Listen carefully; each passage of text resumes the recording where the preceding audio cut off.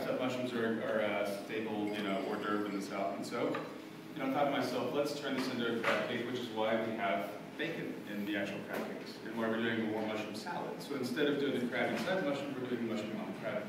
Deconstructed and reconstructed in reverse. Right. Just put together the wrong way, but made it taste the right way. So what we're going to start off here is making our actual crab cakes. We've got some red bell pepper here that we're going to small dice. What I mean by small dice is I mean a 1/4 inch by a 1/4 inch. You can also see video of Justin Thompson preparing his crab cakes at OKFoodie.com. We're on video. Yes, we are. That didn't happen last time. We've advanced technologically since the last time you were here. All right. So, we have a Japanese-style knife. Yeah, this is a Shun knife. Yeah, I got them years ago and just kind of like the way they feel. I mean, obviously, Hinkle or Wusthof or Global or any of those knives are good, but this one just kind of feels good. It's kind of like a chef's knife meets a cleaver. Yeah, it is sort of a vegetable cleaver. So I've got a 1/4 cup of small diced red bell peppers here. Okay. And I'm going with about a 1/4 cup of sliced green onions. Do you use just greens or all? No, all of it. Okay. I don't want to use the white part at the very base, but the lighter green, a lot of flavor, not too pungent.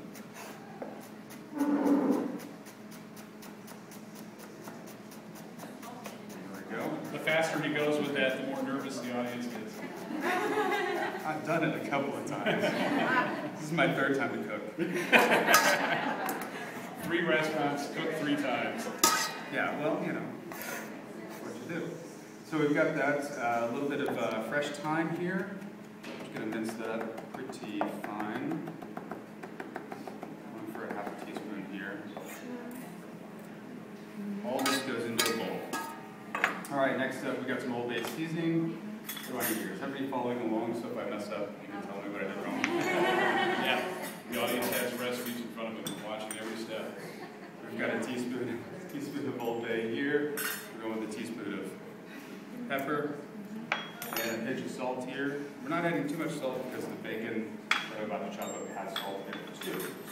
So here's our bacon, and it's already cooked. Oh, we're on video, so I have to clean up the mess I'm doing. And it's a nice clean work. So here we go. Regular Henry smoked bacon. Actually, no. This is applewood smoked bacon, and what we do at the restaurant is we cook this in a convection oven with brown sugar and pepper on it. Oh. So it's got a little sweetness to it, which is going to go really well with the sweetness of the crab. And, offset nicely by the spiciness of the Tabasco. And there's a different texture to baked bacon, too, as opposed to stovetop fried. I think there is. Yeah, I would agree.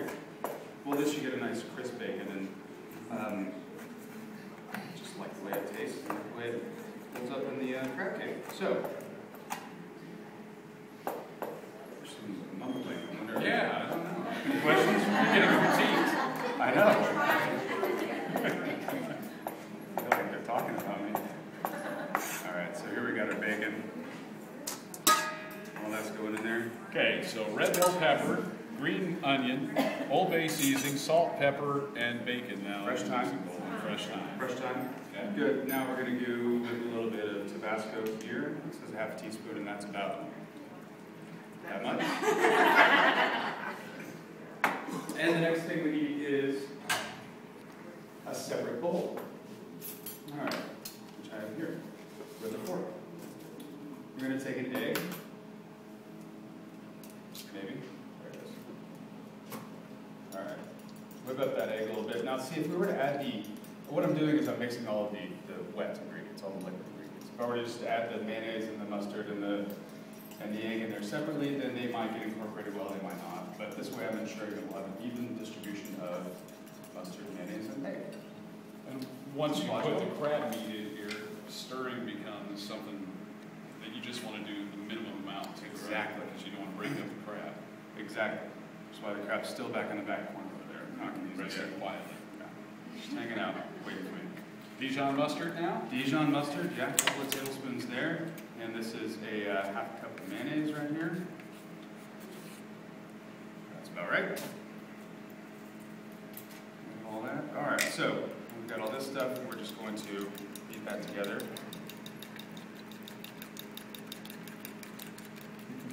TV everywhere. This is great. This time it was all audio. I had to be, I didn't have to be careful about what I was doing. That would explain why you didn't wear pants last time. I think I got all the legacy of this thing. Anyway. There's an old radio saying we never wear pants. Right. So, here we go. Got our dry ingredients there. We add our mayonnaise, mustard, and egg combination. I'm gonna grab a big spoon right up here. Put that all together. We're getting there. Could be a great sauce just to serve with some baked fish. Sure, why not? Probably tastes good. I hope it does. All right, next thing we're going to do is panko breadcrumbs. Panko breadcrumbs is a Japanese-style breadcrumbs, a little bit larger than just regular old round-up breadcrumbs. This gives it a little more texture. And we're not actually breading the outside of this crab cake. So we need something to soak up a little bit of the moisture and to give it a little bit of crunch inside. Just in the audience, how many of you use panko at home? Okay, and the majority good, because if you haven't, if you're making your own breadcrumbs or you're using Progresso or something, try the panko. You won't believe what a difference it makes. All right, so here we go.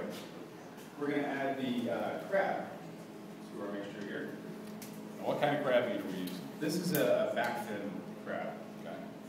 So it's not as big and not as much flavor as like a lump, a jumbo lump or Dungeness, but it's going to have the right consistency and be a little bit sweeter, I'd say. And it's still, those are big lumps of crab. Yeah. Still kind of lumpy.